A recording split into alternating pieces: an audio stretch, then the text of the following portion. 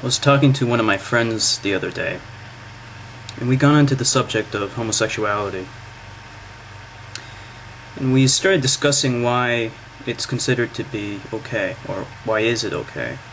Is it okay? And I guess that was kind of the challenge that I was posed with. You know, is homosexuality okay?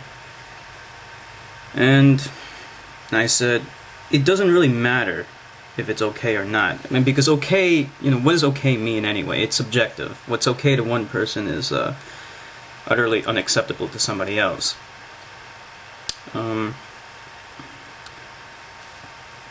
Taking away any kind of prejudices induced by God or religion or anything like that, why is it okay in society to allow this? Why is it legal?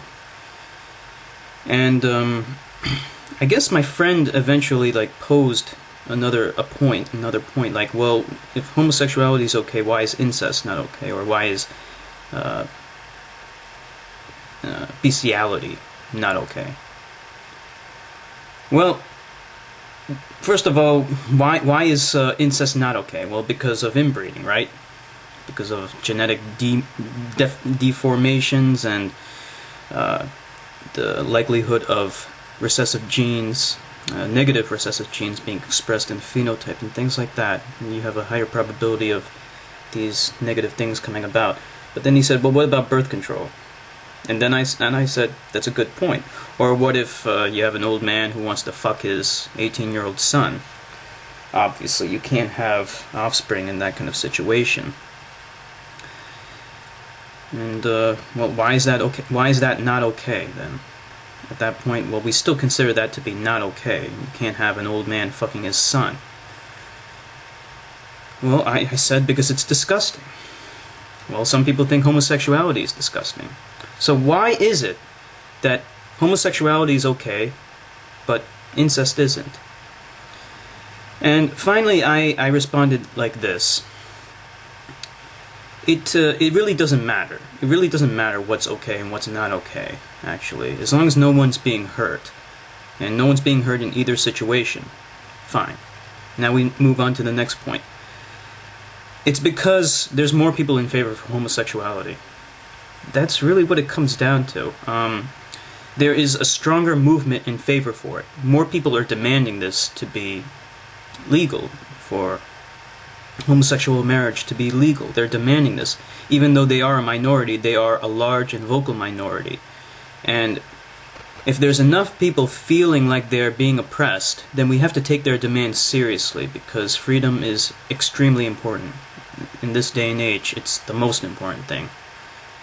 Whereas in incest, the fact of the matter is there just aren't enough people demanding for this to be legal in order for anyone, society, to take their demands seriously. And it's the same thing with bestiality.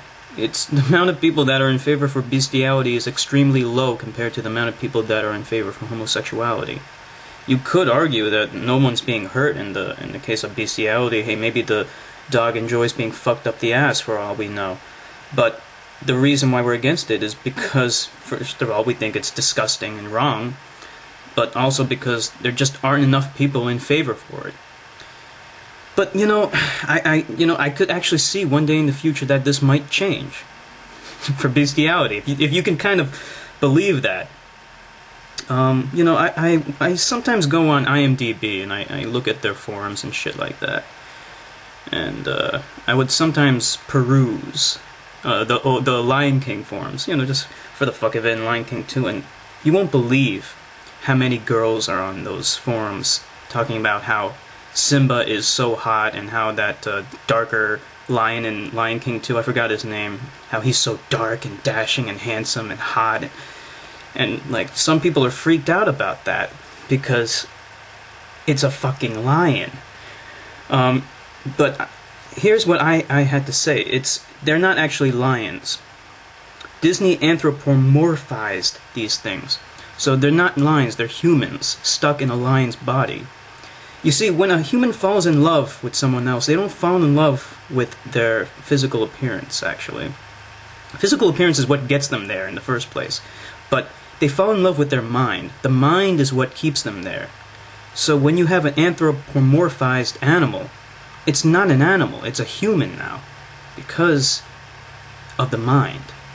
And I could conceivably see something like genetic engineering making animals smarter. We might one day do that. We might one day have, dogs and cats or lions that are just as intelligent as we are and can carry on a conversation the same way that I can carry on a conversation with any of you. And when that happens, if that happens, then I could see something like people wanting to marry other animals, these super intelligent animals. That could happen one day. And if that were to happen, if there were enough people who demanded this, the laws might have to change. We might have to allow for marrying other animals because there's enough people that want it. You see, the most important thing, the most important consideration you have to make in society is what changes do you have to make in order to preserve harmony? What changes do you have to make in order to preserve order? Order and harmony are the most important things, and if people are discontent, if they're disillusioned, and if they feel they're being oppressed, then harmony is being dissolved. And there might be a compromise. Order might be compromised. And you can't have that. In order to preserve order, that's the most important thing, some things have to change. Now, sometimes it works the other way. There was a time in the past when, little girls were getting married at very, very young ages. And as a result, they were also having sex at very, very young ages. This was done simply out of survival. In the past, the life expectancy was very low. You weren't expected to live very long at all. It's not like today where we have very long life expectancy and we have abundant food sources. You can just go to the supermarket and get whatever you want. In the past, they didn't have that. So breeding as soon as possible and having a large family was a survival mechanism. It was required back in those days. So it was common. It was common for a young girl, prepubescent sometimes, to marry a very old man. And today we look at this and we're disgusted by that. But back then things were different. But society changed. And since society changed, the laws had to change with it in order to preserve order and harmony. We now see this as wrong. There's absolutely no reason to have sex with a young girl. It's wrong, and because there's no reason. We are not in survival mode. We don't have to take that into consideration anymore. So that changed, and just like that changed, other things have to change too. There are people demanding that homosexual marriage be legalized, and it has become so prominent that we have to take those demands seriously in order to preserve harmony, in order to make sure no one's being oppressed. Because right now, more so than ever before, freedom is incredibly important. Without freedom, there's no harmony. Enigma Hood, signing off.